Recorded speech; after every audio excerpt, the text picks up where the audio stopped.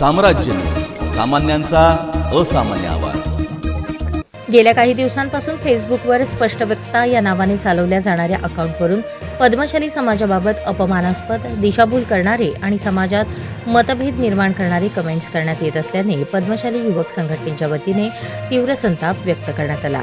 या प्रकरणी संबंधित व्यक्तींविरुद्ध तात्काळ आणि कठोर कारवाई करण्यात यावी अशी मागणी संघटनेने सोलापूर पोलीस आयुक्त एम राजकुमार यांच्याकडे निवेदनाद्वारे केली आहे।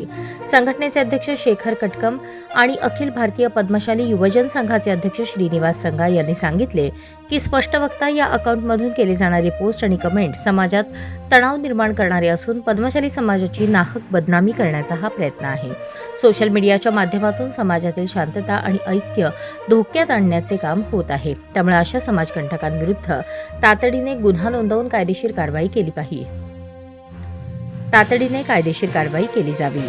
यावेळी संघटनेच्या पदाधिकाऱ्यांनी इशारा दिला की जर या प्रकरणी योग्य ती आणि कठोर कारवाई झाली नाही तर पद्मशाली युवक संघटना तसेच तेलुगू भाषिक समाजाच्या वतीने जन आक्रोश मोर्चा काढण्यात येईल।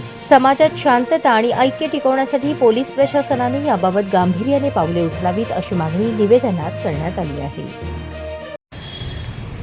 नमस्कार, आवाज बोला। परफेक्ट। नमस्कार।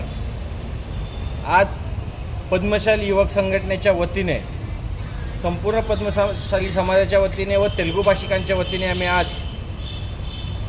आयुक्त साहेबांना निवेदन देण्यात आले की मागील 2-4 दिवसापासून आपण सोशल मीडियात बघत असाल स्पष्ट वक्ता या फेसबुक अकाउंटवरनं तेलुगू भाषिक व पद्मशाली समाजात व इतर समाजात तेढ निर्माण करण्याचा प्रयत्न करत आहे।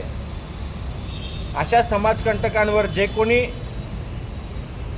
चुकीच्या पद्धतीनं जो पोस्ट केलेला आहे, समाजात तेढ निर्माण करण्याचा प्रयत्न केला आहे, त्यांच्यावर कायदेशीर कारवाई व्हावा यासाठी आम्ही आयुक्तांना विनंती देखील केलेला आहे।